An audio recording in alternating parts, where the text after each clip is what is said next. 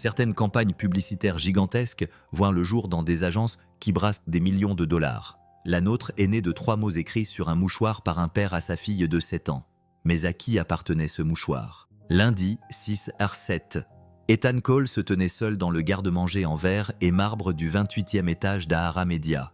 Il remit discrètement les tasses en place, essuya une goutte sur le bord du comptoir, puis tira d'un geste habile sur le sac poubelle. Cette femme était Viviane Locke, PDG, celle qui signait son chèque de paye. Elle ne l'avait même pas regardé, mais il ne le prit pas personnellement. Il ne l'avait jamais fait. À 8h45, l'étage bourdonnait de tension.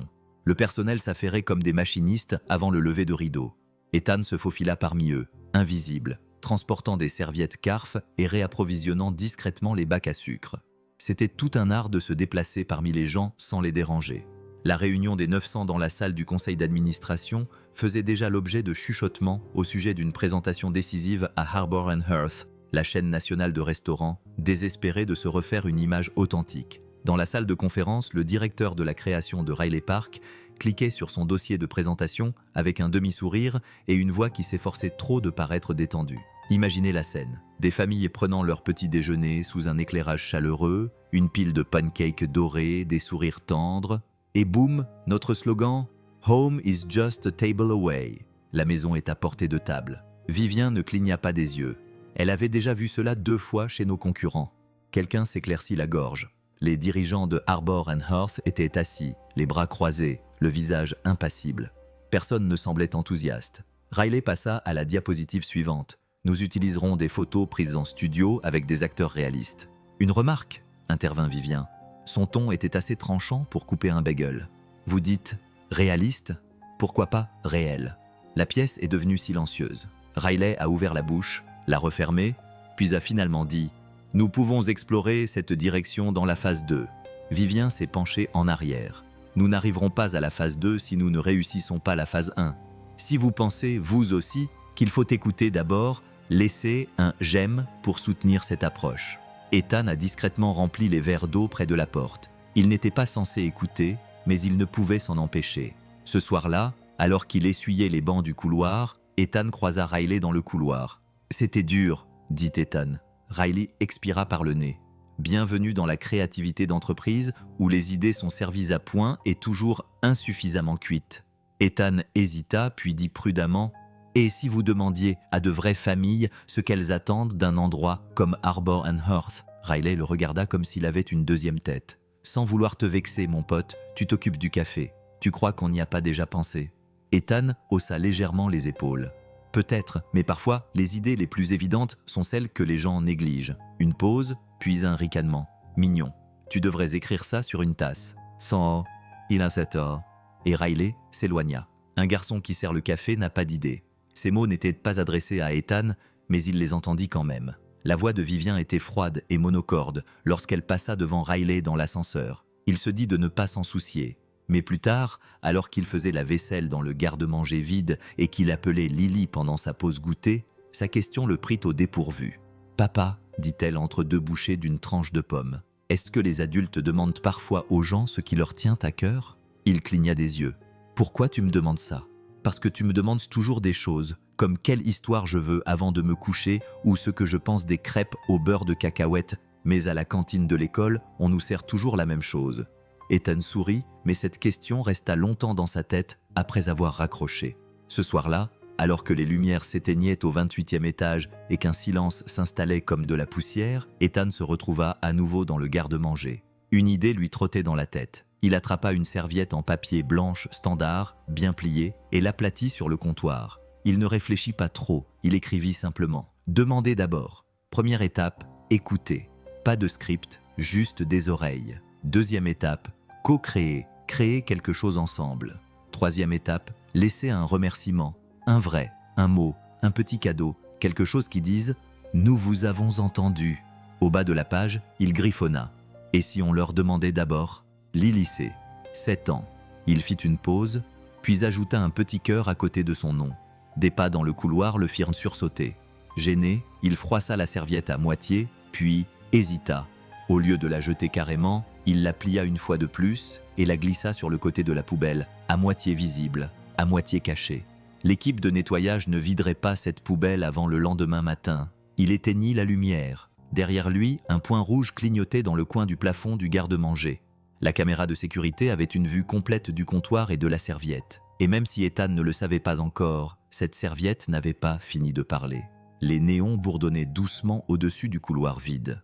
Minuit était passé, mais le bureau de Vivian Locke était toujours éclairé. La PDG d'Ahara Media ne croyait pas au départ anticipé, pas quand les chiffres étaient en baisse, pas quand le renouvellement du contrat de Harbour & Hearth ne tenait qu'à un fil.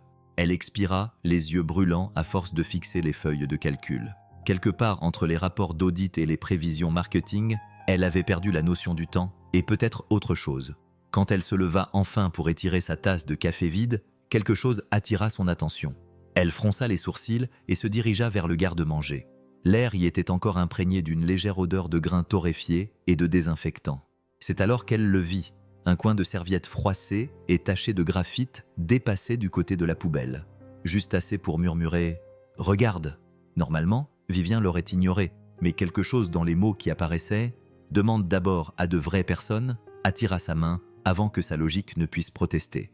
Elle lissa la serviette contre le comptoir sous la lumière blanche. Il y avait des mots écrits de deux écritures distinctes, l'une adulte et régulière, l'autre enfantine, ronde et pleine d'espoir. Demandez d'abord.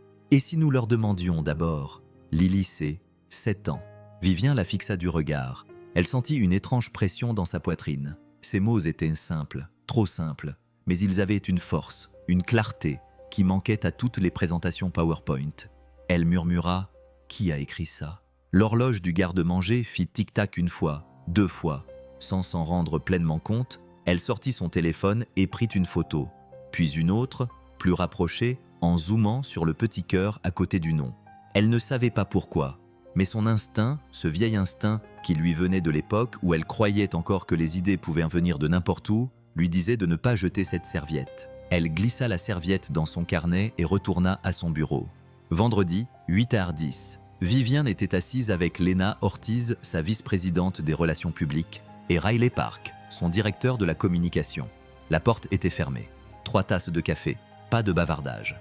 Vivian posa la photo de la serviette sur la table. « Que voyez-vous » Riley se pencha, fronçant les sourcils. Une serviette. L'enfant de quelqu'un a écrit dessus. Lis les mots. Il lut à haute voix, à moitié amusé.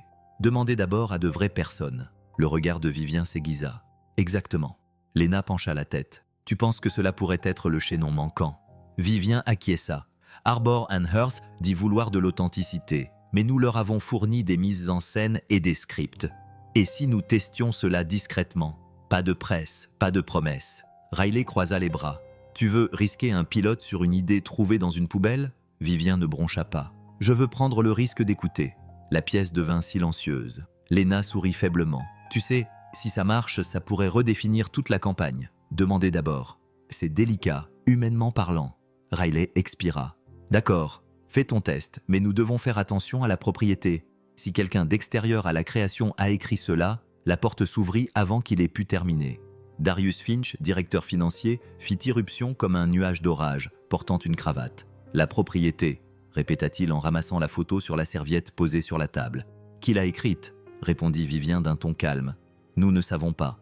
Nous l'avons trouvée près de la salle de pause. Le ton de Darius se fit glacial. Alors, abandonnez-la.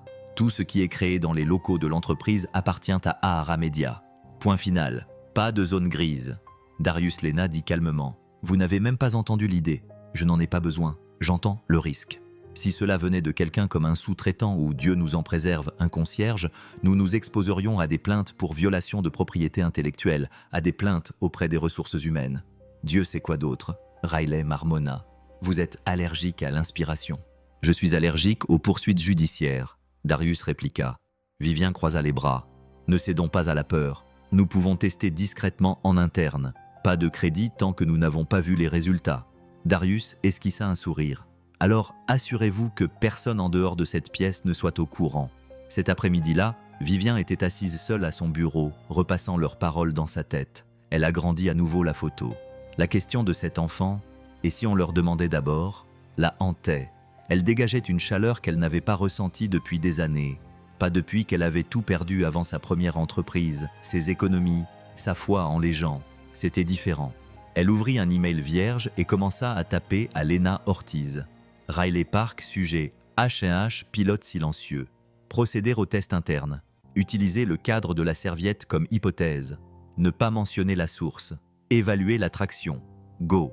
Son doigt planait au-dessus du bouton « Envoyer ». Sa conscience lui murmura « Tu pourrais demander qui l'a écrit ». Sa peur répondit « Ou tu pourrais sauver 400 emplois ». Elle cliqua sur « Envoyer ». Plus tard dans la soirée, Lena la trouva dans le couloir devant le bureau aux parois de verre. « Tu sais que cela ne restera pas secret éternellement », dit Lena doucement. « Il y a toujours quelqu'un qui parle. » Vivien sourit sans humour. « Alors je m'en occuperai le moment venu. Tu joues avec le feu. » Vivien se retourna. « Lena, cette serviette, cette question, ce n'est pas seulement du marketing, c'est quelque chose d'honnête. Et l'honnêteté est une monnaie dangereuse dans notre métier. » Lena l'étudia. Le silence aussi. De l'autre côté de la ville, dans un modeste appartement de 2 chambres, Ethan Cole bordait Lily dans son lit. « As-tu dit à Madame Morales que j'avais bien dessiné son chat ?»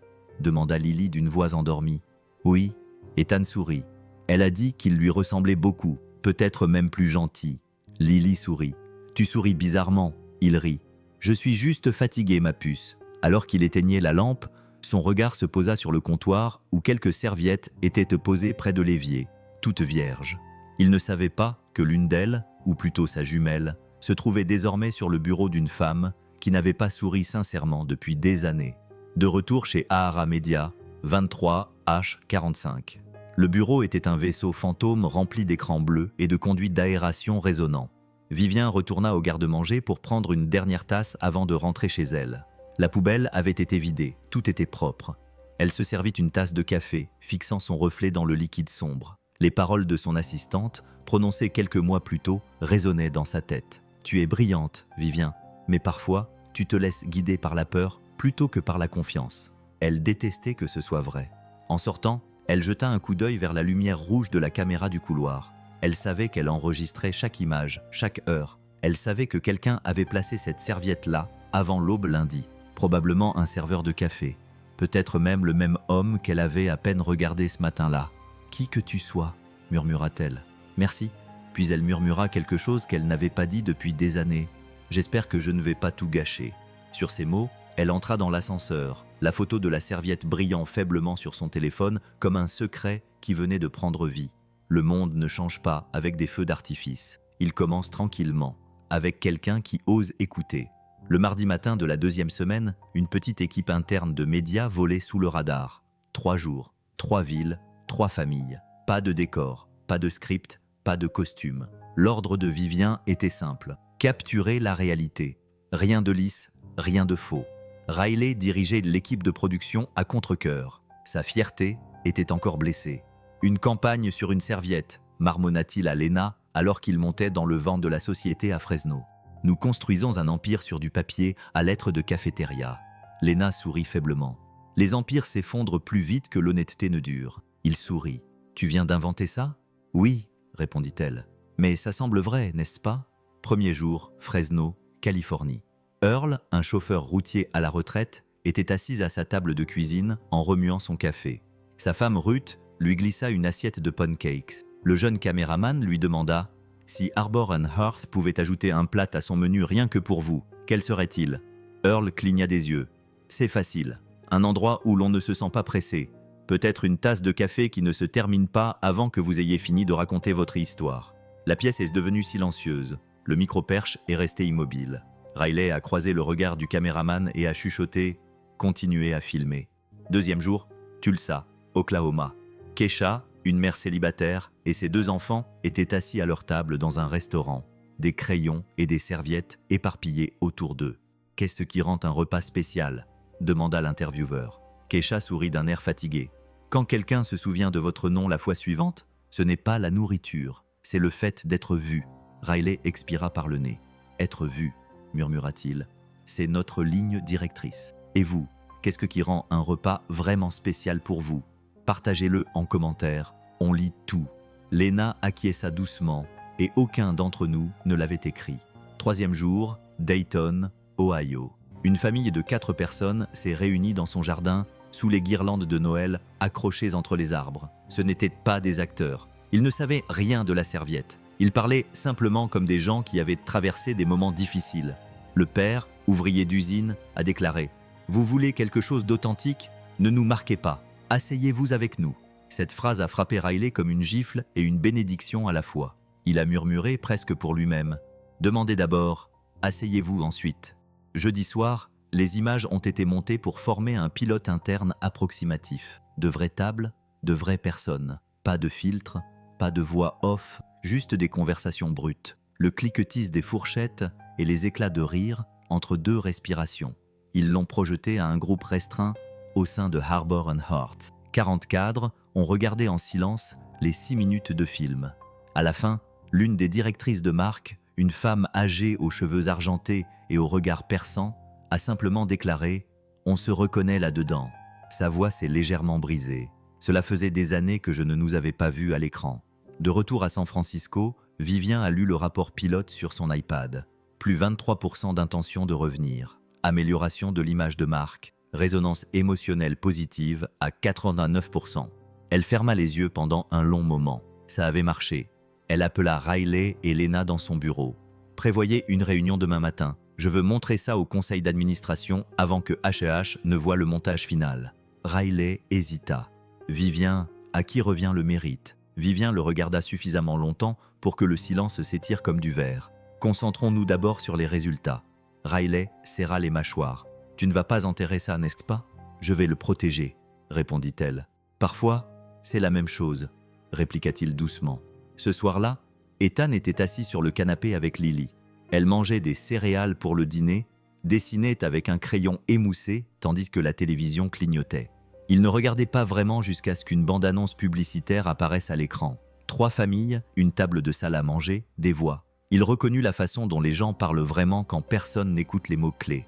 À la fin, un texte blanc apparut sur fond de guitare acoustique lente. « Demandez d'abord ». La main de Lily se figea au milieu du crayon. « Papa, c'est ta serviette. » Ethan cligna des yeux. « Quoi ?» Elle pointa du doigt. « C'est toi qui as écrit ça. Je t'ai vu. Souviens-toi. Demande d'abord. » Il fixa la télévision, le souffle coupé entre l'incrédulité et quelque chose de plus profond. La peur mêlée à la crainte. C'était exactement la même phrase, le même rythme, le même cœur. Il coupa le son de la télévision et écouta le silence. Lily se blottit contre son bras. « Tu crois qu'ils ont demandé à de vraies personnes, papa ?» Il déglutit péniblement. « Je pense que oui, peut-être. » Mais son cœur se serra, car il savait comment ils en étaient arrivés là. Vendredi, 8h45. Ahara Media, 28e étage. Vivien se tenait devant un petit groupe interne. Lena, Riley, Maya et Darius, prêts à donner le feu vert au projet pilote public. « Harbour and Hearth est ravi, » dit-elle d'un ton neutre. « Ils veulent lancer la campagne officielle la semaine prochaine. Nous allons nous étendre à 7 villes. » Lena sourit. « C'est énorme, Vivien. »« C'est un début, » répondit Vivien. « Mais cela doit rester confidentiel jusqu'à ce que nous gérions correctement le récit. » Darius se pencha en arrière. « Cela signifie qu'il ne faut divulguer aucun crédit. Cela signifie, dit Vivien avec précaution, que nous gardons l'origine interne jusqu'à ce que nous officialisions la politique en matière de propriété intellectuelle. » La voix de Riley fut basse, mais tranchante. « Vous voulez dire l'enterrer jusqu'à ce que vous puissiez le revendiquer en toute sécurité ?» rétorqua Darius. « Vous préférez faire la une des journaux avec un procès. Le PDG remercie le concierge pour sa campagne virale. Les actions s'effondreraient avant le déjeuner, » intervint Lena, calme mais ferme. « L'éthique n'est pas une mauvaise stratégie de relations publiques, Darius. C'est la seule stratégie qui dure. »« Ça suffit, » dit Vivien. Son ton s'adoucit, mais son autorité resta intacte. « Nous trouverons un équilibre. Je veillerai à ce que la bonne chose soit faite au bon moment. » Ces mots résonnèrent comme une promesse enchaînée. Ce soir-là, après le départ de tout le monde, elle s'assit seule et regarda à nouveau les images. Des familles, une lumière chaleureuse, des rires spontanés. La photo sur la serviette était posée à côté de son clavier. Elle toucha le coin de l'image, suivant du doigt l'écriture légère de la question de l'enfant. Elle murmura « Tu as demandé en premier, j'essaie d'écouter. » Pendant ce temps, dans un petit appartement de l'autre côté de la ville, Ethan était bien réveillé. Son esprit repassait en boucle la publicité, la serviette, la formulation, la simplicité. Il ne voulait accuser personne, il ne voulait même pas d'argent, mais quelque chose en lui avait besoin de comprendre. Il se tourna vers Lily, qui dormait maintenant, son ours en peluche blotti sous son bras. Il lui caressa doucement les cheveux et murmura « Peut-être, les bonnes idées se propagent d'elles-mêmes ». Puis il s'assit à la table de la cuisine, plia une serviette propre et écrivit une ligne de sa petite écriture soignée. « Écouter est une forme d'amour ». Il sourit faiblement. Peut-être apprendront-ils cela aussi. Il ne savait pas qu'au lever du soleil suivant, cette phrase tranquille se heurterait au mur des entreprises, aux débats juridiques et aux gros titres qu'il n'avait jamais demandés. Pour l'instant, il était simplement assis sous le doux ronronnement du réfrigérateur, un homme ordinaire, ignorant que le monde murmurait déjà ses mots. Le hall d'art à médias était animé par les écrans et les costumes. Mais au niveau des services, là où se trouvaient les lumières clignotantes et les dalles en vinyle éraflées, il régnait une tension différente. Ethan Cole ajusta sa ceinture utilitaire et sortit de l'ascenseur de service avec deux pensées qui tournaient dans sa tête. La publicité que Lily avait repérée et la phrase que personne n'aurait pu inventer par hasard. Demandez d'abord, ce n'était pas une coïncidence. C'était sa serviette, ou du moins, ça l'avait été. Il avait passé tout le week-end à tergiverser dans sa tête. La fierté le tirait d'un côté, l'humilité de l'autre. Il ne voulait pas d'ennui, il ne voulait pas de gloire, il voulait juste être reconnu. Un murmure de vérité dans un bâtiment qui ne parlait principalement qu'en termes de chiffres. Alors, le lundi matin, après 2 tasses de café noir et une longue étreinte de Lily, Ethan ouvrit l'application de messagerie électronique sur l'ordinateur de la salle de pause. Ses doigts hésitèrent, puis tapèrent soigneusement « Bonjour à Aramédia », objet. Commentaire sur le pilote H&H et remerciements. « Bonjour. J'ai regardé la bande-annonce du pilote pendant le week-end. Elle m'a profondément touché. J'ai reconnu l'expression « demandez d'abord » et je voulais dire que si c'est la direction que vous prenez, c'est la bonne. Je serais ravi de vous faire part de mes suggestions sur la manière de mesurer plus efficacement l'engagement de la communauté, si cela vous intéresse. Merci, Ethan Cole. Service d'aide alimentaire. Il relut le message 2 fois. Aucune accusation, juste une proposition. Il cliqua sur « Envoyer ». Quelque part au 28e étage, un filtre numérique a signalé le message entrant avec 2 mots-clés, contribution et pilote, et l'a directement acheminé vers le système de pare-feu de Darius Finch. 10h15, bureau du directeur financier. Darius a lu le message une fois, puis une deuxième fois. Il n'a pas bronché, il ne l'a pas transféré, il n'a pas demandé à Vivien. Au lieu de cela, il a cliqué sur « Répondre ». Ethan, merci pour votre message. Vos commentaires ont été reçus et pris en compte. Pour l'instant, aucune contribution supplémentaire n'est nécessaire. Cordialement, le service de communication interne. Il ne signa pas son nom et, par mesure de sécurité, signala l'expéditeur pour un contrôle interne. Escalade bloquée. De retour dans le garde-manger du sous-sol, Ethan fixa la réponse d'une ligne. Il la ressentit comme une main froide sur sa nuque. Pas de la colère, pas du rejet, de l'effacement. Plus tard dans l'après-midi, alors qu'il réapprovisionnait le salon de bien-être en t-shirt, Ethan croisa Madame Morales, la responsable des installations. Elle remarqua son silence. « Vos épaules parlent », dit-elle sans lever les yeux de son bloc-notes. « Elles sont voûtées. Quand vous êtes fier, elles se redressent.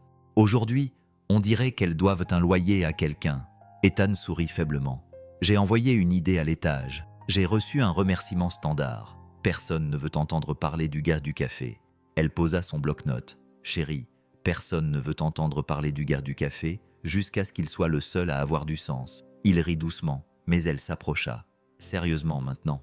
Écoute, Ethan, tu as déjà senti que quelque chose n'allait pas? Note-le. L'heure, le lieu. Ce qui s'est passé.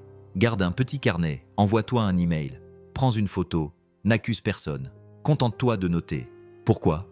Parce que lorsque l'histoire modifie ton souvenir, mieux vaut ne pas le faire. » Ce soir-là, Vivien se tenait dans son bureau et regardait le teaser du pilote H&H se propager sur la plateforme sociale interne. Des centaines de likes, des commentaires d'employés de tous les départements. Ça m'a fait pleurer. Encore plus comme ça, s'il vous plaît. Elle sourit faiblement, puis fronça les sourcils lorsque Léna frappa à la porte et entra. « Tu as vu ça ?»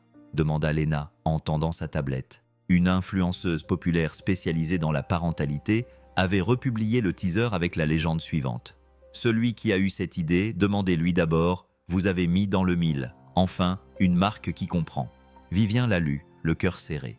L'image de la serviette lui revint à l'esprit. « J'avais l'intention d'aborder la question de la paternité de l'œuvre, dit-elle. » Léna haussa un sourcil. « Tu veux dire les crédits ?»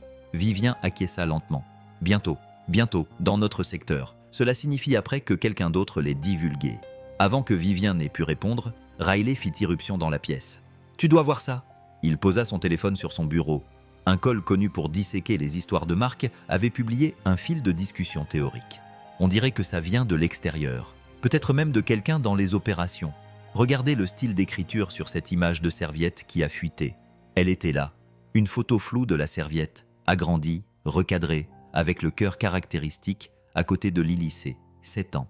Vivien sentit son sang se glacer. « D'où vient cette photo ?» demanda-t-elle. Riley secoua la tête. « C'est celle que tu as prise. Je reconnais l'angle, mais je ne l'ai jamais envoyée. » Le visage de Lena pâlit. « Vivien, ça vient de toi. » Vivien se pressa les tempes. « Je l'ai peut-être téléchargée dans mon application de notes. Elle se synchronise automatiquement. Peut-être une faille dans le cloud. » Darius entra à ce moment-là, feuilletant son téléphone. « Ça devient incontrôlable, » dit-il sèchement. « Nous devons prendre le contrôle du récit avant qu'il ne nous contrôle. » La voix de Vivien était basse. « Tu as intercepté l'email d'Ethan, n'est-ce pas ?» Darius se figea. Lena plissa les yeux. Il tendit la main. Vivien le fixa du regard. « As-tu répondu ?»« Bien sûr, » dit Darius froidement. « Je m'en suis occupé. »« Pas de risque, pas de reconnaissance non plus, » dit Lena. Vivien resta longtemps sans parler. Puis, calmement, elle dit « Parfois, le silence est la trahison la plus bruyante. » De l'autre côté de la ville, Ethan était assis dans la laverie automatique près de son appartement, regardant Lily plier des chaussettes avec le sérieux intense d'un ingénieur de la NASA. Son téléphone vibra. Un message direct de Gabe Foster, journaliste indépendant. « Salut, Ethan. Je suis une piste concernant l'origine de la campagne Ask First d'Ahara. Ton nom a été mentionné. Pas de pression. Je me demandais simplement si tu serais disposé à discuter rapidement. Tout cela restera confidentiel pour l'instant. » Ethan fixa le message. Il ne répondit pas, mais ne le supprima pas non plus. Mercredi 3, 12h, étage exécutif d'Ahara Media. Dans la salle de crise, Lena exposa le plan d'urgence. Vivien resta immobile. Riley dit « Soit on prend les devants, soit on se fait dévorer tout cru par le récit. » Vivien regarda une nouvelle fois la photo de la serviette sur son téléphone. Elle essayait de faire ce qu'il fallait en silence, mais le silence était devenu menaçant. Elle murmura, surtout pour elle-même, « Il n'a pas demandé à être crédité. Il a demandé à aider. » Lena leva les yeux. « Alors, qu'allez-vous faire ?» Vivien se leva. « La seule chose qui compte dans toute cette campagne. » Elle les regarda droit dans les yeux. « Je vais écouter. » Lundi matin, peu après 7h à San Francisco, Ethan Cole ouvrit son téléphone tout en remuant le porridge de Lily. La cuisine sentait légèrement la cannelle et le pain grillé brûlé. Il ne s'attendait pas à des feux d'artifice, mais Ping Ask First était en vogue sur TikTok. Il cligna des yeux, tapa sur l'écran. Celui-ci fut envahi de clips, de familles riant, de moments passés au restaurant, de réactions, d'articles de réflexion. Qui avait imaginé cette campagne géniale? Un influenceur déclara « C'est tellement simple que ça fait mal ». Une autre vidéo avait été visionnée 200 000 fois en une nuit. J'ai pleuré devant une publicité. Tu as gagné, H1H. Ethan se tourna vers Lily, qui alignait soigneusement ses myrtilles épartailles. « Chérie, tu te souviens de la serviette que tu m'as aidé à faire ?» Elle leva les yeux et acquiesça. « Celle avec le cœur. » Il lui montra l'écran. « Je pense que le monde vient de la trouver. » Au siège de Ahara Media, les ascenseurs s'ouvrirent sur le chaos. L'étage des cadres bourdonnait comme une ruche secouée. Les assistants s'affairaient. Les téléphones sonnaient. Vivien entra d'un pas vif dans la salle de crise, tablette à la main, le visage impassible. Lena était déjà assise, les yeux rivés sur son ordinateur portable. C'est partout. TikTok, YouTube Shorts, Instagram Reels, 3 millions de vues depuis minuit et les commentaires sont en or. Elle tourna l'écran. Vivien lut « Ça semble différent », comme si quelqu'un n'avait vraiment écouté. « Je veux savoir qui a écrit ça. Donnez-leur des fleurs. » Riley entra, tenant une tasse sur laquelle était inscrit « Make it matter », faites que cela compte. Il n'avait plus l'air d'y croire. « J'espère que nous sommes prêts, dit-il, car l'histoire vient d'être rendue publique. » Vivien garda un ton neutre. Quelqu'un a-t-il confirmé d'où venait la fuite de la serviette? Lena secoua la tête. Elle rebondit à travers trop de ripostes, mais la photo gagne en popularité. Riley fronça les sourcils. Elle est floue, mais on peut encore distinguer le nom. Lily C, âgée de 7 ans. Vivien retint son souffle. « Je n'ai jamais voulu que cela fuite, » dit-elle presque à elle-même. « L'intention n'a plus d'importance maintenant, » répondit Lena doucement. « C'est la perception qui compte. » À 17h, dans leur modeste appartement d'Outer Sunset, Ethan accrochait les dessins de Lily à son retour de l'école lorsqu'un nouvel email arriva sur son téléphone. Il ne venait pas du PDG, ni même du service des relations publiques. Juste une phrase froide du service de communication interne. « Merci, votre contribution a été prise en compte. » Il le fixa du regard. C'était donc ainsi que l'entreprise écoutait, à travers un filtre de silence. Il ne montra pas l'email à Lily. Au lieu de cela, elle tira sur sa manche et lui montra un dessin au crayon représentant un homme avec une casquette bleue, un cœur sur sa chemise et une serviette dans la main. 3 mots rouges flottaient au-dessus de sa tête. « Exprimez votre idée avec gentillesse. » Il ravala quelque chose de tranchant dans sa gorge. « C'est toi qui as fait ça. » Lily acquiesça. « Pour que tu n'oublies pas que c'était toi. » Le lendemain matin, dans un café tranquille à 2 pâtés de maison d'Ara, le journaliste Gabe Foster était assis avec son ordinateur portable ouvert et ses écouteurs dans les oreilles. Il avait déjà suivi des fils avant des fuites, des échecs marketing, de faux rebranding. Mais celui-ci semblait réel. Il rejoua le pilote, fit une pause, zooma. Là, dans le coin inférieur de la serviette dans le teaser, il l'aperçut encore, le nom à peine visible de Lily C.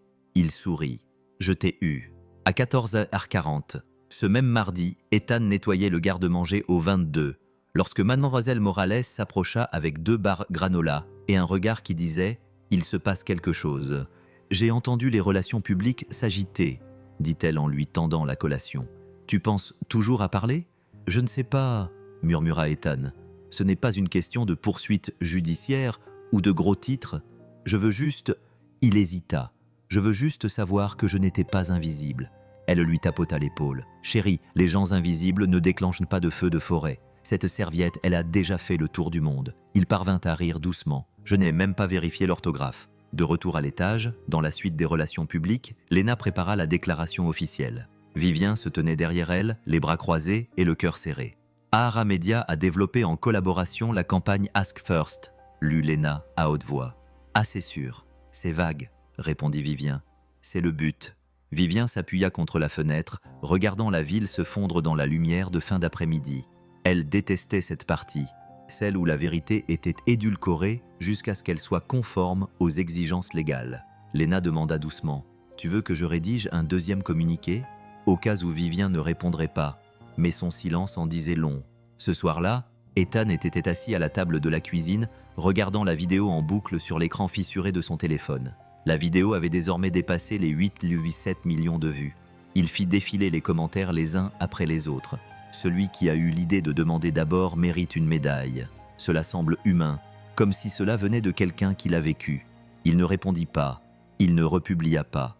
Il resta simplement assis là, le poids d'être à la fois vu et effacé pesant sur lui comme 2 mains sur sa poitrine. Il jeta un coup d'œil au dessin de Lily sur le réfrigérateur. Son cœur dessiné au crayon semblait plus grand ce soir-là. Juste avant minuit, de retour dans le bureau de Vivien, Riley fit irruption, son téléphone à la main.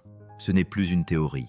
Un blogueur a publié une comparaison entre le pilote et la photo de la serviette qui a fuité, le cœur, l'écriture, la citation. Il laissa tomber le téléphone sur son bureau. Il cite des noms maintenant. Vivien lut lentement le titre. « Est-ce qu'un livreur de café a inspiré la campagne virale derrière l'histoire de la serviette ? Ils ne veulent pas que vous le sachiez. » Ses doigts se crispèrent. « Il n'a jamais demandé ça, » murmura-t-elle. Riley haussa un sourcil. « Non, mais vous le saviez. Et vous avez attendu. » Vivien se détourna. « Je protégeais l'équipe, l'entreprise. Vous protégiez votre silence, » dit-il doucement. Elle ne répondit pas. Elle se contenta de regarder à nouveau la photo de la serviette, désormais floue à force d'avoir été republiée et partagée à travers le monde. Elle portait encore ses empreintes digitales. Le jeudi matin de la 3e semaine, la salle de conférence d'Alara ne sentait ni stratégie ni café. Elle sentait le confinement. L'horloge numérique au-dessus du mur de verre dépoli indiquait 9h04 et l'ambiance était déjà glaciale. Darius Finch, directeur financier, se tenait à la tête de la table dans un costume anthracite, la voix aiguisée pendant la nuit. La campagne Ask First qu'il a lancée fait fureur. 17 millions de vues, des hashtags tendance, H1H prêt à conclure un contrat de 3 ans et nous avons une histoire virale qui échappe à notre contrôle. Il appuya sur la télécommande. Un écran s'alluma, affichant la photo de la serviette qui circulait désormais sur Reddit, Twitter et même Facebook. La serviette du concierge, c'est ainsi que les fils de discussion l'appelaient. Vivian Locke était assise en silence à l'autre bout de la table, flanquée de Lena Ortiz et Maya Chen, la directrice juridique de l'entreprise. Riley Park faisait tourner un stylo, le regard fixe mais indéchiffrable. Darius poursuivit. « Nous avons une occasion de mettre fin à cette affaire proprement avant que quelqu'un ne porte plainte ou ne donne plus d'oxygène à la presse. » Maya croisa les bras. « Et quelle est votre proposition, Darius ?» Il tapota sa tablette. « C'est simple. Une offre de licenciement avec clause de confidentialité. Un règlement à l'amiable avec une prime ponctuelle pour éviter toute responsabilité. Nous conservons la propriété intellectuelle. Nous contrôlons l'histoire. » Lena cligna lentement des yeux. « Vous voulez licencier l'homme qui a inspiré notre campagne la plus humaine ?» Darius répondit sans broncher. « Nous le récompensons généreusement, mais nous ne créons pas de précédent. Si nous rendons hommage à un employé de cuisine, nous créons une attente juridique et, pire encore, une attente culturelle. » Maya l'interrompit. « Tu penses que reconnaître une idée est dangereux ? Je pense qu'ouvrir la porte à des hommages non sollicités, dit Daria d'un ton neutre, revient à ouvrir la boîte de Pandore. » Vivien n'avait pas encore pris la parole. Elle avait les mains jointes et les yeux rivés sur la projection. Maya se tourna vers elle. Vivien réfléchissait. Il y eut un long silence. Puis Vivien dit doucement « Et si nous n'avions pas besoin de le fermer ?» Darius haussa les sourcils. « Tu veux admettre que cela vient de lui ?» La voix de Vivien était basse mais déterminée. « Si l'histoire est déjà sortie, nous ne pouvons peut-être pas choisir si elle se répand. Mais nous pouvons choisir comment nous nous présentons dans cette histoire. » Lena se pencha en avant. Cela pourrait être un moment d'intégrité. Darius ricana. Ou de stupidité. Riley prit enfin la parole. Il y a un autre angle. Tout le monde se tourna vers lui. « C'est moi qui ai vu la serviette en premier, » dit-il, dans le bureau de Vivien, avant que tout cela ne soit rendu public. Les yeux de Vivien croisèrent les siens. Riley acquiesça doucement. « Tu ne l'as pas volé. Tu y as vu quelque chose et tu l'as transformé en quelque chose de plus grand. » « Mais je ne l'ai pas transformé toute seule, » dit Vivien. Darius intervint d'une voix sèche. « L'intention n'a pas d'importance, c'est la propriété qui compte. » Maya se leva lentement. « Alors peut-être est-il temps de parler de propriété partagée. » Elle se dirigea vers le tableau blanc et prit un marqueur. « Envisageons une voie éthique conforme pour l'avenir. » Elle écrivit 3 points. Inspiration d'Eton Cole. Bonus ponctuel pour le soutien aux installations. Reconnaissance sans précédent. Titre temporaire de responsable de l'écoute de la communauté. Durée déterminée. Cela ne crée pas de précédent dangereux. Ma expliqua que cela honore une contribution spécifique dans un cadre limité, avec un langage approuvé par le Conseil du travail. Et cela nous offre une formidable occasion de rédemption. Lena sourit faiblement. Une PDG qui admet qu'elle n'avait pas toutes les réponses. C'est peut-être exactement ce dont cette marque a besoin. Les doigts de Vivien tapotèrent la table, puis s'arrêtèrent. Elle leva les yeux. Je veux parler à Eton seul ce soir. À 19h10, le 28e étage était désert, à l'exception du faible bourdonnement du système de climatisation et du léger tintement des tasses à café empilées dans la salle de pause au bout du couloir. Ethan Cole sortit de l'ascenseur, n'ayant pour tout bagage que son badge d'employé et le silence qu'il avait appris à porter. Vivien se tenait près de la fenêtre, regardant la ville s'illuminer en contrebas. « Merci d'être venu, » dit-elle sans se retourner. « Je n'avais pas vraiment le choix, » répondit Ethan d'une voix calme. Elle se retourna alors. « Tu as toujours le choix, surtout quand il s'agit de raconter ton histoire. » Il l'observa un instant, puis dit simplement « Je n'en ai parlé à personne. »« Je sais. » Elle lui fit signe de s'asseoir. Il ne le fit pas, mais resta debout. Vivien prit une inspiration. « Je te dois plus qu'une campagne. » Ethan secoua la tête. « Tu ne me dois rien. Je ne voulais pas être remercié. Je ne voulais simplement pas être effacé. » Cela la frappa comme une vérité douce mais indéniable. Il poursuivit. « Je n'essayais pas d'être un héros. J'ai juste écrit quelque chose en quoi je croyais, avec l'aide de ma fille. Tu en as fait quelque chose de plus grand. Ce n'est pas grave. Mais quand j'ai tendu la main et que j'ai reçu une réponse automatisée, ça n'était pas acceptable. » La voix de Vivien se brisa légèrement. « J'ai échoué avant même de lancer ma première entreprise. J'ai promis trop et fait trop peu. J'ai juré de ne plus jamais me laisser guider par mes émotions. » Ethan finit par s'asseoir, calme et posé. « Tu peux te laisser guider par les deux, » dit-il. « Tu peux choisir l'entreprise et continuer à choisir la vérité. » Elle ferma les yeux. Quand elle les rouvrit, quelque chose s'était adouci. « Serais-tu prêt à nous laisser reconnaître publiquement ta contribution ?» Ethan marqua une pause. « Seulement si le nom de ma fille est mentionné. » Elle posa la question en premier. Vivien sourit. « D'accord. Plus tard dans la soirée, Maya rédigea la note officielle. Objet, attribution et reconnaissance. Campagne, Ask First, du bureau du PDG, à usage interne uniquement. Ahara Media reconnaît que l'inspiration pour la campagne Ask First provient d'une note personnelle écrite par Ethan Cole, responsable du soutien aux installations, et sa fille Lily Cole, âgée de 7 ans. En reconnaissance de leur contribution, Ethan recevra une prime ponctuelle et assumera le rôle temporaire de responsable de l'écoute communautaire pendant toute la durée du partenariat H&H. Cette reconnaissance ne constitue pas un précédent juridique, mais reflète l'engagement de l'entreprise en faveur de la transparence et d'une communication centrée sur l'humain. Elle cliqua sur « Enregistrer le brouillon » et, le lendemain, celui-ci serait soumis au conseil d'administration, qui voterait pour décider si Ahara Media était prêt à dire tout haut ce qu'il pensait tout bas. Mais pour l'instant, Vivien entra dans le garde-manger vide où tout avait commencé, prit une serviette propre et écrivit 6 petits mots. « Merci de ne pas rester silencieux ». Elle la plia délicatement et la laissa sur le comptoir, juste à côté de la cafetière qu'Ethan remplirait le lendemain matin. À 19h10 précise, le vendredi de la 3e semaine, l'ascenseur du 28e étage d'Ahara Media s'ouvrit dans un murmure. Ethan Cole en sortit, toujours vêtu de sa chemise bleu marine et de son pantalon de travail gris. Il s'était essuyé les mains 2 fois sur l'ourlet avant d'appuyer sur le bouton de l'ascenseur, et il ne portait rien. Pas de notes, pas de défense, juste un calme tranquille et le poids des mots de sa fille dans sa poitrine. Vivien Locke attendait dans la salle de conférence. Les lumières étaient tamisées, les stores ouverts sur la ligne d'horizon de San Francisco. Elle avait retiré ses talons. Sa tablette était posée à l'envers. Ce n'était pas une PDG qui se préparait à faire une présentation. C'était une femme qui se préparait à écouter. « Merci d'être venu », dit-elle.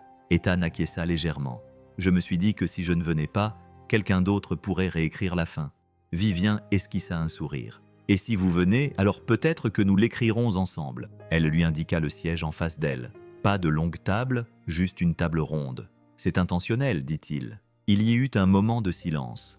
2 personnes aux extrémités opposées d'une histoire. Aucune des 2 n'avait l'intention de commencer. Maintenant, elles essayaient de la terminer avec élégance. Vivien prit la parole en premier. « Quand j'ai vu cette serviette pour la première fois, je ne savais pas qui l'avait écrite, mais je savais ce qu'elle signifiait. Ce n'était ni intelligent ni tape à l'œil. C'était honnête, et pour la première fois depuis des mois, j'avais l'impression que nous ne vendions pas une marque. Nous disions la vérité. » Ethan acquiesça silencieusement. « Je n'ai pas besoin de reconnaissance, dit-il. Mais je ne mentirai pas à ma fille lorsqu'elle me demandera si quelqu'un a remarqué sa question. » Vivien baissa les yeux, puis dit doucement. « Et si nous la remarquions ?» Ethan leva les yeux. « Tu es sérieuse ?» ?»« Oui. » Elle a ouvert le dossier à côté d'elle et a fait glisser une note déjà révisée par Maya Chen. « Prime ponctuel à durée déterminée pour l'écoute communautaire. 12 500 $. Crédit public de 500 $, inspiré par Ethan et Lily Cole. Note interne au personnel pour la réunion publique de lundi. Vendredi, semaine 5. Nous voulons honorer l'origine honnêtement, pas seulement comme une case à cocher légalement, mais comme un tournant. » Ethan lut chaque mot. Puis il dit « Qu'est-ce qui t'a fait changer d'avis ?» Vivien marqua une pause. « Avant, je pensais que le leadership signifiait la certitude, être la personne la plus intelligente dans la pièce. Mais dernièrement, je pense que le leadership consiste peut-être simplement à être le premier à admettre que l'on s'est trompé et le premier à demander qui d'autre a une meilleure idée. » Il sourit faiblement. « Tu devrais écrire ça sur une serviette. » Ils rirent tous les 2. Quelque chose s'adoucit entre eux. Vivien a regardé la ville. « J'ai passé des années à prendre des décisions basées sur des données et ça a marché. Mais ça, a-t-elle dit en le regardant, ça m'a rappelé que les gens ne bougent pas à cause des statistiques. Ils bougent parce qu'ils sentent que quelque chose est vrai. » Ethan s'est penché en avant, la voix calme mais assurée. « Je n'ai jamais voulu devenir viral. Je voulais juste montrer l'exemple à Lily, que parler gentiment peut changer une pièce. » Vivien a cligné des yeux. Ça l'a touchée plus profondément qu'elle ne s'y attendait. « Elle a 7 ans, continua-t-il. Mais elle comprend déjà que l'écoute est une forme d'amour. » Vivien croisa les bras. « Elle a raison, et elle a changé plus qu'une pièce. » Elle hésita, puis ajouta « Tu auras du soutien dans ce nouveau rôle. Des horaires flexibles. Ma est en train d'établir un planning avec des jours de télétravail et nous ajouterons une allocation pour la garde d'enfants. » Ethan haussa un sourcil. « Tu es sérieuse ? » « Je suis en retard, mais je suis sérieuse. » Il y eut un long silence. Puis Ethan sortit quelque chose de sa poche, une serviette pliée légèrement usée au pli. Il la posa sur la table.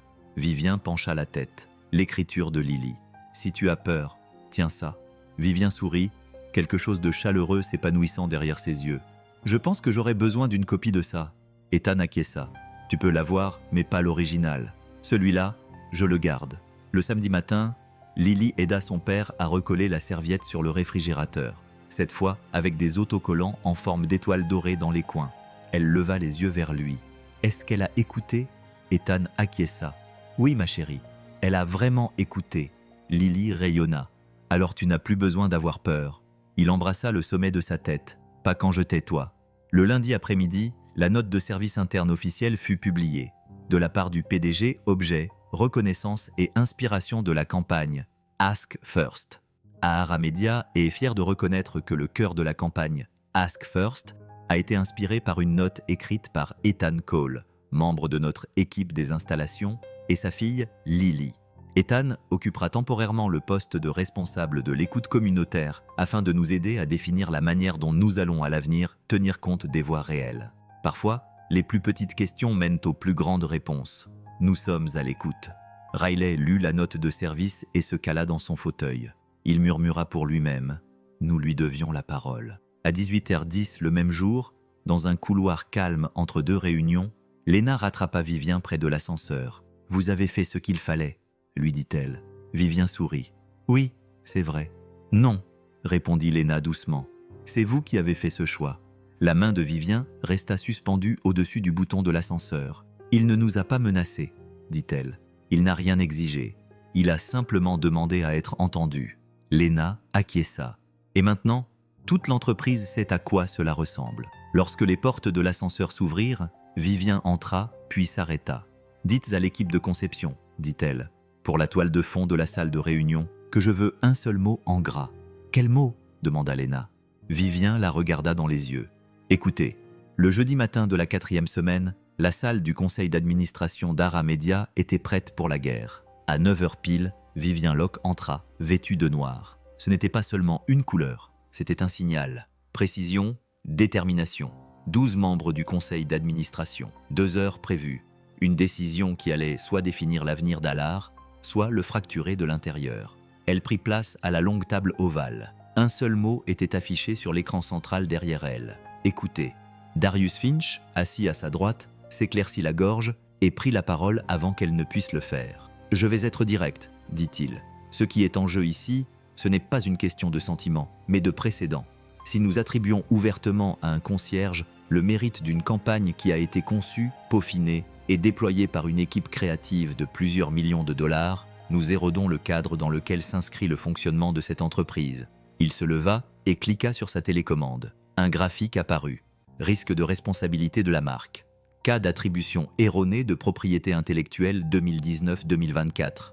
Aujourd'hui, c'est une serviette en papier. Demain, c'est un procès, parce que quelqu'un prétend avoir pensé à un slogan dans l'ascenseur. Riley Park se pencha en avant. Vous présumez de la mauvaise foi là où il n'y a que de bonnes intentions. Darius ne le regarda pas. Je présume que le monde n'est pas fait pour les bonnes intentions. C'est pourquoi les entreprises ont des contrats, et non des poignées de main. La voix de Vivien, calme mais ferme, brisa la tension montante. Permettez-moi d'être tout aussi direct. L'écran changea. Il montrait désormais côte à côte une image tirée du pilote Ask First et la photo originale de la serviette. Sous les deux images figurait une ligne de texte. Parfois, les voix les plus faibles sont celles qui disent le plus vrai. Vivien se leva. Cette campagne n'est pas devenue virale parce qu'elle était intelligente. Elle est devenue virale parce qu'elle était humaine. Elle a commencé par la question d'un enfant et le cœur d'un père. Et que cela nous plaise ou non, le public le sait déjà. Elle regarda autour de la table, un visage après l'autre. Nous pouvons soit saisir cette opportunité, soit nous laisser distancer. Maya Chen, directrice juridique, prit la parole. « Comme vous l'avez tous vu, » dit-elle en se levant avec un classeur. La solution proposée protège la propriété intellectuelle, évite les précédents juridiques et tire parti de la reconnaissance de notre programme de suggestion des employés sans transfert contractuel des droits de la campagne. Le libellé a été vérifié. Elle passa à la diapositive suivante. Attribution inspirée par Ethan et Lily Cole. Prime ponctuelle de 12 500 $. Rôle temporaire de responsable de l'écoute de la communauté pendant 3 mois. Pas de titre à temps plein, pas de redevance, pas de droits résiduels. C'est à la fois éthique et sans faille, ajouta Maya. Et franchement, c'est le genre de mesure qui renforce les indicateurs de marque employeur de 18%, selon des études de cas récentes. Darius ricana. Vous offrez des applaudissements en échange de la propriété. Non, répondit Léna depuis son siège de l'autre côté de la table. Nous offrons une dignité qui ne coûte rien et rapporte tout. Vivien retourna à sa place, le regard fixe. Il y a encore une chose, dit-elle. Elle sortit une lettre imprimée écrite au crayon. C'était le dessin de Lily, le cœur, la serviette et 4 mots écrits en lettres bulles. Exprimez votre idée avec gentillesse. Elle la fit passer autour de la table. Ce n'était pas un argumentaire, c'était un cadeau. Et nous n'avons pas demandé, nous avons pris. Maintenant, nous avons la chance de rendre quelque chose devant tous les employés qui nous regardent. Darius se tortilla, mal à l'aise. Tu es émotive. Je suis précise, répondit-elle. Et je suis aussi la PDG. Un moment de silence. Puis, le président du conseil d'administration s'éclaircit la gorge. Bon, votons, la majorité l'emporte. Les mains se levèrent une à une. Quelques-uns hésitèrent, mais lentement, inévitablement, le résultat fut clair. 8 pour, 4 contre. La motion fut adoptée. Darius se pencha en arrière, la mâchoire serrée. J'espère alors que votre récit est irréfutable. Vivien le regarda. Il n'a pas besoin d'être irréfutable. Il doit être vrai.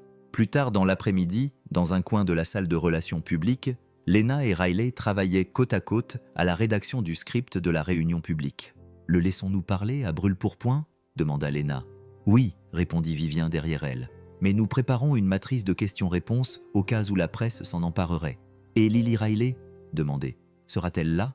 Vivien sourit. « Elle tiendra la serviette. » À 19h30 ce soir-là, Ethan se tenait dans le couloir étroit de son appartement, tenant la note. Il la relut. Le titre, la prime, la reconnaissance publique. Mais rien de tout cela n'avait autant d'importance que la phrase écrite à la main par Vivien au bas du script sur un post-it. « Nous vous avons vu. Nous sommes désolés que cela ait pris autant de temps. » Il plia la lettre et la colla à côté du dessin de Lily sur le réfrigérateur. Elle sortit en pyjama, se frottant les yeux. « Ça vient d'elle » demanda-t-elle. Ethan acquiesça. « Oui, elle a dit « Nous pourrons nous parler vendredi prochain. » Lily sourit. « Je peux dire quelque chose aussi ?» Il baissa les yeux, le cœur serré. « Bien sûr. » Pendant ce temps, dans l'ombre d'un bureau fermé à clé, Darius parcourait ses brouillons d'emails privés. Il serra les mâchoires. Il ouvrit une boîte mail jetable et rédigea un message à l'attention d'un contact dans le monde des médias. Objet. Fuite interne. Le PDG a volé l'idée du concierge. Il joignit la photo originale prise sur la serviette. Il appuya sur « Envoyer ». Parfois, la tempête que vous pensez avoir surmontée n'a pas encore fini de se former. Le mercredi soir de la 5e semaine, le 28e étage de médias était calme, à l'exception du tic-tac rythmique des chariots du personnel de nettoyage et du léger bourdonnement des bouches d'aération. Mais dans le bureau de Vivienne Locke, personne ne nettoyait. Ethan Cole se tenait près des baies vitrées, son nouveau badge d'entreprise, responsable de l'écoute communautaire à durée déterminée, accroché à sa chemise. Ses paumes étaient sèches, mais son cœur battait à tout rompre. En face de lui, Léna Ortiz tapait les réponses pour la matrice de questions-réponses de la réunion interne. C'était Léna qui avait insisté pour que l'équipe prépare des réponses pour tous les scénarios, qu'ils soient juridiques, émotionnels, liés aux relations publiques ou humains. Riley était assis à proximité, les yeux mi-clos, en train d'examiner le projet de conception de la scène pour la réunion de vendredi à l'échelle de l'entreprise. Il leva les yeux et dit « Es-tu prête à parler devant 200 employés ?» Ethan esquissa un petit sourire. « J'ai passé ma vie à parler devant des salles vides. Qu'est-ce que 200 personnes de plus ?» Léna gloussa, mais son ton changea lorsqu'elle redevint sérieuse. « Ne la prends pas par cœur. Ne le répète pas trop. Parle comme tu le ferais à Lily. » Ethan acquiesça, puis dit doucement. « C'est la seule façon que je connaisse. » Vivien entra, toujours en talons, mais elle avait retiré son blazer, signe qu'elle s'était autorisée à être humaine aujourd'hui. Elle posa un discours imprimé sur la table. « Voici l'introduction, dit-elle. Je commencerai par présenter mes excuses, puis je te passerai la parole. Nous annoncerons le titre, la prime et la bourse. Puis nous terminerons avec la voix de Lily. » Ethan cligna des yeux. « Une bourse. » Vivien sourit gentiment. « Nous lançons une idée de fond à partir d'une serviette en papier. Il soutiendra les enfants créatifs issus de familles ouvrières et portera le nom de Lily. » Pour la première fois depuis que la campagne est devenue virale, Ethan sentit sa voix faiblir. « Merci », dit-il d'une voix rauque.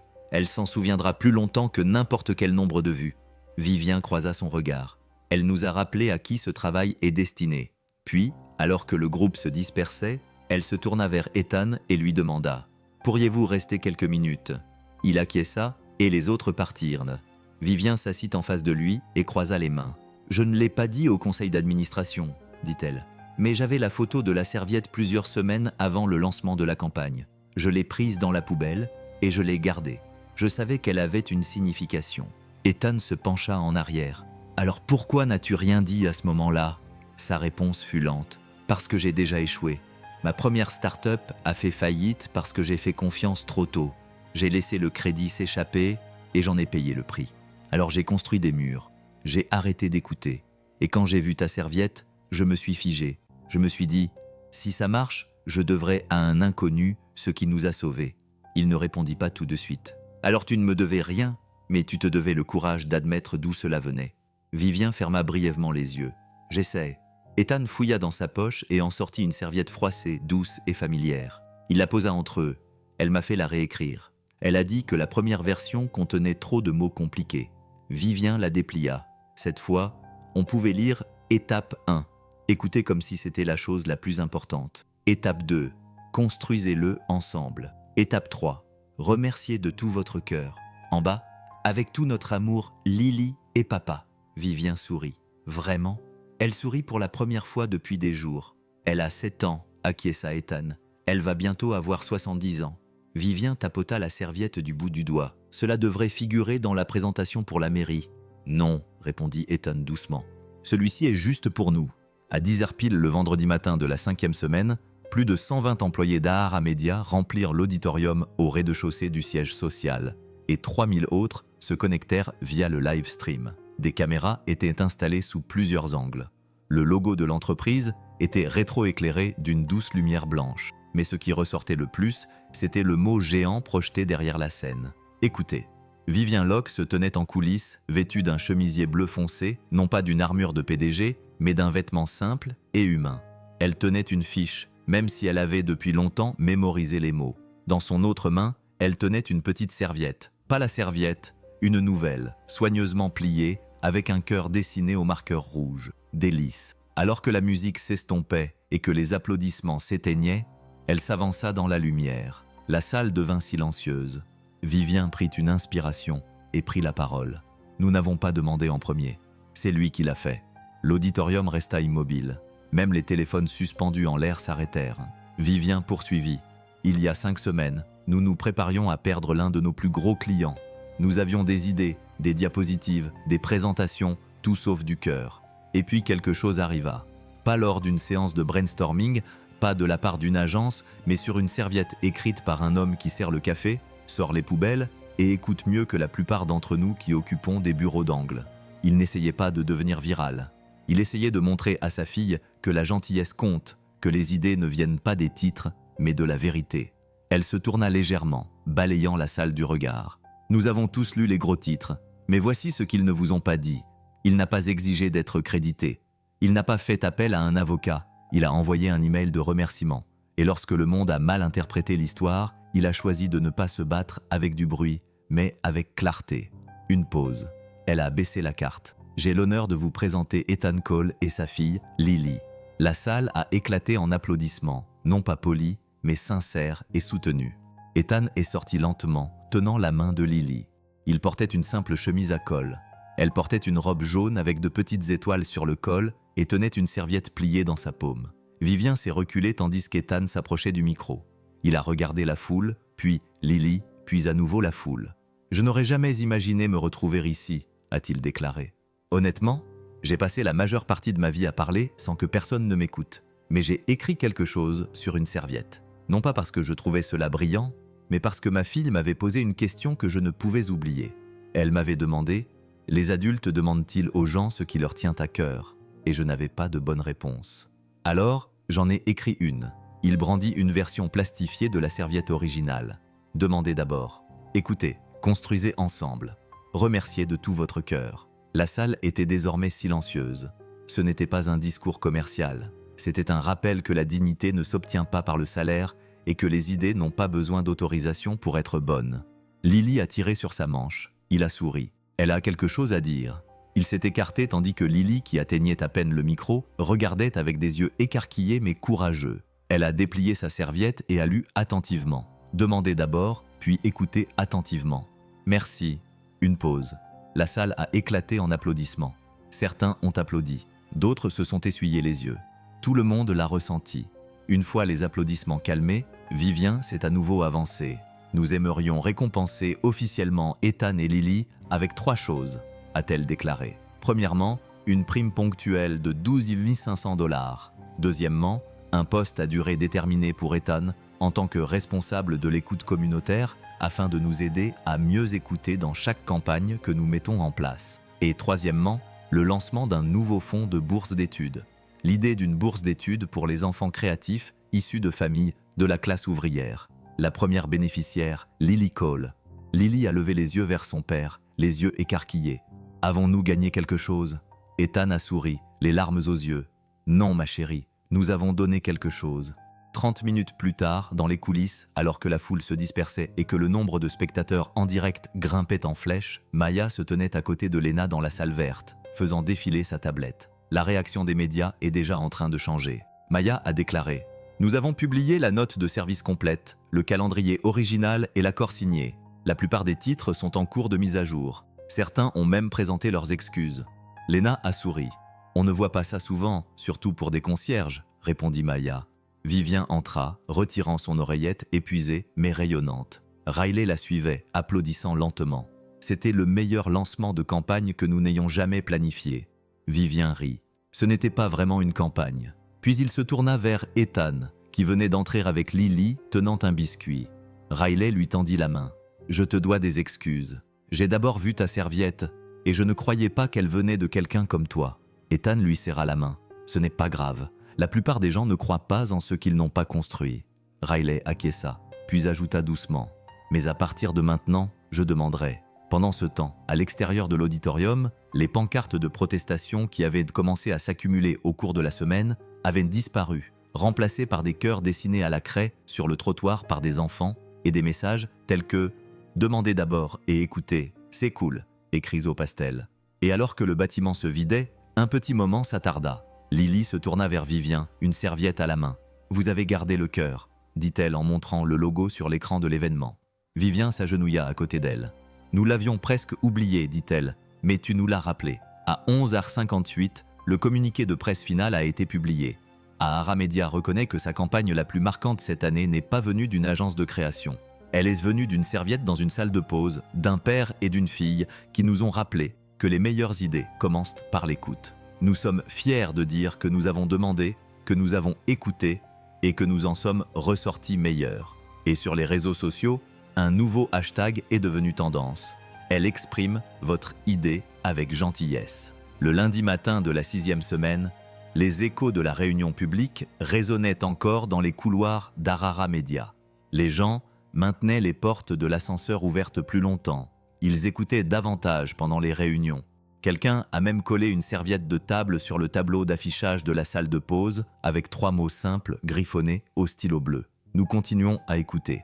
Mais dans le bureau d'angle de Vivian Locke, l'ambiance était plus calme, plus réfléchie, le genre de calme qui suit la tempête. Riley Park se tenait à côté d'elle, regardant par la fenêtre. « Vous savez, dit-il, nous avons mené une centaine de campagnes, et aucune d'entre elles n'a changé l'atmosphère comme celle-ci. » Vivien but une gorgée de café, car ce n'était pas une campagne. Il se retourna. C'était une confession. Elle ne contesta pas. En bas, à l'entresol, Ethan ajustait la hauteur de son nouveau bureau partagé près d'une fenêtre. Il n'était pas très sophistiqué, mais il était baigné de soleil et disposait d'un tiroir que Lily avait déjà réquisitionné pour y ranger ses snacks. Mademoiselle Morales s'arrêta avec un sourire et un gobelet en papier fumant. « Tu es venu », dit-elle en lui tendant le café. Ethan sourit. « Merci. Ça me fait encore bizarre de ne pas porter le chariot. » Elle lui donna un petit coup de coude. « Peu importe à quel étage tu es. Certaines personnes transportent des pièces plutôt que du café. » Il laissa cette remarque faire son chemin. « Je peux te poser une question ?» ajouta-t-elle. « Bien sûr. Tu vas rester après la fin du trimestre ?» Il marqua une pause. « Je ne sais pas encore, » répondit-il. « J'aime me rendre utile, mais j'aime aussi être présent. Et Lily n'a que 7 ans. Elle a plus besoin d'un père que d'un chef de service. Madame Morales acquiesça. Tu es intelligent. La plupart des gens ne s'en rendent compte que trop tard. Plus tard dans l'après-midi, Lena et Ethan se retrouvèrent dans le studio de création, entourés de tableaux blancs, couverts de traces de marqueurs et de post-it éparpillés issus d'une séance de brainstorming. Nous voulons développer quelque chose de durable, expliqua Lena. Pas seulement une campagne, mais un kit pour d'autres entreprises, écoles, associations à but non lucratif, un cadre pour apprendre à écouter avec intention. Ethan haussa un sourcil. Vous en faites un kit d'outils. Pas seulement un kit d'outils, mais une refonte culturelle. Nous l'appelons le kit d'écoute. Il sourit. Ce nom n'est pas mal. Je l'ai emprunté, dit-elle, à quelque chose que Riley a dit la veille de la réunion publique. Attends, Riley. Lena a ri. Oui, les gens changent. À ce moment-là, Riley est entré avec une boîte de maquettes. Quand on parle du loup, il a tendu un prototype, une simple boîte en carton avec des illustrations dessinées à la main, dans le style de Lily, et 3 mots imprimés sur le couvercle. Demander, écouter, remercier. Ethan a passé ses doigts sur la surface. Je pense qu'elle va aimer ça. Non, Riley a dit qu'elle allait adorer parce que c'est à elle. Vous avez tous les deux semé la graine. Nous ne faisons que la faire pousser. Il y eut un moment de silence entre eux trois. Le genre de silence qui n'a pas besoin d'être comblé. Pendant ce temps, dans une autre salle de conférence aux vitres dépolies où régnait une tension palpable, Darius Finch était assis en face des représentants des ressources humaines et du service juridique. Vivien entra en dernier. Avant de commencer, dit-elle, j'aimerais remercier Darius pour ses années de service. Darius leva les yeux, raide. Et j'aimerais vous demander clairement pourquoi les métadonnées de la photo divulguée sur la serviette renvoient à votre dossier de stockage interne. Il n'a pas répondu. Maya Chen a présenté les preuves. Les journaux IP, les eurodatages, les traces de synchronisation dans le cloud. Il est clair que l'email anonyme a été envoyé à l'aide d'un alias externe connecté à votre identifiant VPN, a déclaré Maya. Darius a finalement pris la parole d'un ton froid et neutre. Je protégeais l'entreprise. Vous cherchiez tous à vous faire applaudir. Quelqu'un devait prendre en compte les risques. Vivien a répondu, calme mais incisive. La vérité n'est pas une responsabilité, Darius. Ce n'est que lorsque nous la cachons qu'elle en devient une. La décision a été prise rapidement. Congé administratif immédiat. En attente d'un examen disciplinaire interne. Pas de communiqué de presse, pas de spectacle, juste la responsabilité. Mercredi soir, Vivien a invité Ethan et Lily à dîner dans un restaurant informel, Arbor and Hearth, récemment rénové grâce aux idées familiales co-créées dans le cadre du projet pilote. Ils s'assirent dans un coin, sous un éclairage jaune tamisé. Lily colora un set de table, tandis qu'Ethan et Vivien partageaient une assiette de poulet au citron. « Elle est plus célèbre que nous maintenant », plaisanta Vivien en désignant Lily d'un signe de tête. « Elle gère mieux la situation aussi », répondit Ethan. Il y eut un moment de silence entre eux, puis Vivien demanda « Que faudrait-il pour que vous restiez ?» Ethan s'est penché en arrière. « J'aurais besoin de flexibilité pour passer du temps avec Lily. Un travail qui ne soit pas seulement prestigieux, mais aussi utile. » Vivien a hoché la tête. « Et si on te donnait les 3 ?» Il a souri. « Alors je devrais arrêter de dire que je ne suis là que temporairement. » Elle a levé son verre. À la puissance permanente des petites choses. Ils ont trinqué. De l'autre côté du restaurant, une jeune serveuse a chuchoté à l'oreille d'une collègue. Ce sont eux, le gaz aux serviettes et le PDG. Ils ne l'ont pas entendu, mais cela ne les aurait peut-être pas dérangés. Plus tard dans la soirée, de retour à la maison, Ethan borda Lily. Elle serrait son ours en peluche contre elle. « Ils ont vraiment donné mon nom à quelque chose ?» murmura-t-elle. « Oui », répondit Ethan. « Une bourse d'études et peut-être d'autres choses à venir. » Lily sourit. « Alors je veux continuer à écouter pour toujours. » Il repoussa doucement ses cheveux en arrière. « Tu es déjà meilleur que la plupart des adultes. » Au bureau, Riley ajouta une dernière diapositive au dossier d'écoute. Une photo d'une serviette sous une lumière chaude, avec des mots faibles mais clairs. « Exprimez votre idée avec gentillesse. » En dessous, inspiré par Ethan et Lily Cole. Il cliqua sur « Enregistrer ». Le jeudi soir de la 6e semaine, la salle de bal du Pacifica Art Center scintillait sous des lumières ambrées chaudes. Plus de 400 invités s'étaient rassemblés. Des cadres, des créateurs, des leaders communautaires et des familles issues des images pilotes originales. Personne n'était là pour vendre, personne n'était là pour faire de la promotion. Ils étaient tous là pour une seule raison, écouter. Sur scène, devant un décor minimaliste, 2 mots écrits à la main flottaient doucement sur l'écran. Écoutez d'abord. Il n'y avait ni maître de cérémonie, ni slogan de marque, juste le déroulement régulier de quelque chose de rare, une histoire racontée avec sincérité. Les lumières se sont tamisées et un montage vidéo a commencé, montrant des extraits du parcours de la campagne. Ruth à Fresno, remuant son café à côté de son mari, Earl. La fille de Kesha dessinant des cœurs sur des serviettes de table à Tulsa. Un père à Dayton disant « Asseyez-vous avec nous, ne nous faites pas de publicité ». Ce n'étaient pas des récits lisses, c'était un des fragments de vie, authentiques, bruts, inoubliables. La foule s'est tue lorsque la vidéo s'est estompée et qu'un seul projecteur a éclairé le côté de la scène. Vivien Locke est apparu, non pas en tant que PDG d'Ahara, mais simplement en tant que personne, sans titre, sans blazer. Ses cheveux étaient lâchement attachés en arrière et ses yeux reflétaient une douce gratitude. Elle se tenait seule au centre de la scène. Je croyais autrefois que le leadership consistait à avoir la réponse en premier. Aujourd'hui, je crois que le leadership consiste à avoir le courage de poser de meilleures questions, surtout lorsque cela dérange. Les mots les plus importants dans notre entreprise cette année ne sont pas venus d'un discours, mais d'une serviette, d'un père qui essayait de montrer l'exemple à son enfant et d'une enfant d'une grande maturité qui a posé une question qui nous a tous changés. Elle a regardé le public. Ce soir, nous terminons cette histoire comme elle a commencé, non pas avec une stratégie, mais avec sincérité. Ethan, Lily, voulez-vous me rejoindre? Au fond de la salle, Ethan s'est levé, lissant sa chemise. Lily se tenait à côté de lui, vêtue d'une robe bleu ciel et de baskets blanches. Elle tenait dans sa petite main une serviette soigneusement pliée en trois. Ils ont marché vers la scène main dans la main, sous les applaudissements discrets. Vivian les a accueillis d'un signe de tête chaleureux, puis s'est écarté pour laisser Ethan prendre le micro. Il a regardé Lily, puis a baissé les yeux vers elle. Nous ne nous attendions pas à tout cela. Une serviette n'est qu'une serviette, n'est-ce pas? Mais parfois, un geste simple accompli discrètement a plus d'impact que nous ne le pensons.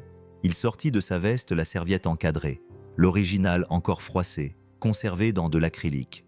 Tout avait commencé dans le garde-manger, entre deux poubelles à vider et deux cafetières à remplir. Mais Lily m'avait posé une question qui m'avait marqué. Les adultes demandent-ils aux gens ce qui leur tient à cœur? Je n'avais pas de bonne réponse à ce moment-là, mais il a tenu bon. La serviette était ma réponse. L'écran derrière lui s'est illuminé avec l'image de la serviette. Demandez d'abord, co-créer, laissez un cadeau. Et en dessous, au crayon rouge, le cœur de Lily. Il lui a tendu le micro avec douceur. Lily a déplié une nouvelle serviette et a lu d'une voix calme mais assurée. Demandez gentiment, puis construisez ensemble. Et quand vous dites merci, soyez sincère. Silence. Un beau silence. Puis quelqu'un s'est levé, puis un autre, et bientôt toute la salle était debout. Les applaudissements n'étaient pas explosifs. Ils étaient chaleureux, soutenus, comme la lumière du soleil à travers une fenêtre. Vivien est revenu sur scène, les yeux embués. Ce soir, nous sommes fiers d'annoncer le lancement officiel du laboratoire d'écoute communautaire, dirigé par Ethan, informé par Lily et alimenté par toutes les voix qui ont été négligées. Le kit d'écoute, élaboré grâce à leur contribution, est désormais utilisé dans 172 établissements Arbor and Hearth à travers le pays. Et l'idée d'une bourse d'études nommée d'après Lily envoie déjà ses 5 premiers bénéficiaires à des programmes créatifs d'été. Ethan regarda autour de lui, puis se tourna vers Lily qui lui murmura « Nous avons fait quelque chose de grand, n'est-ce pas ?» Il acquiesça, grand mais toujours bienveillant. Quelques semaines plus tard, le laboratoire devint plus qu'un simple département. Il devint un modèle. Des restaurants, des associations à but non lucratif, voire des conseils municipaux demandèrent leur propre kit d'écoute, non pas pour des raisons d'image de marque, mais pour rétablir la confiance et rappeler à leurs équipes que la dignité n'a pas besoin d'être polie. Elle a besoin de présence. Vivien emménagea dans un bureau plus petit. Pas de vue panoramique, juste une photo encadrée au-dessus de son bureau. Lily, en pleine phrase, une serviette à la main, les yeux brillants de détermination. En dessous, une légende manuscrite. Commencez ici. À côté, collée avec de la colle simple, une carte de remerciement écrite au marqueur violet. Chère mademoiselle Vivien, merci d'avoir écouté mon papa. Je pense qu'il en avait besoin. Avec toute mon affection, Lily. Par un samedi après-midi tranquille, Ethan et Lily étaient assis côte à côte à leur petite table de cuisine sous une lumière douce. Elle leva les yeux de son dessin. Que devrions-nous écrire ensuite, papa? Il sourit en repoussant ses cheveux derrière son oreille. Quelque chose que les gens peuvent emporter avec eux, dit-il. Quelque chose de petit qui reste. Puis, Il a ouvert le tiroir et lui a tendu une serviette. Peut-être que ce n'était pas à propos de la serviette. Peut-être que c'était à propos de ce qui se passe quand quelqu'un choisit d'écouter d'abord. Parce que parfois, les voix les plus discrètes portent en la sagesse que nous attendions tous. Et parfois, la gentillesse est le leadership le plus fort de tous.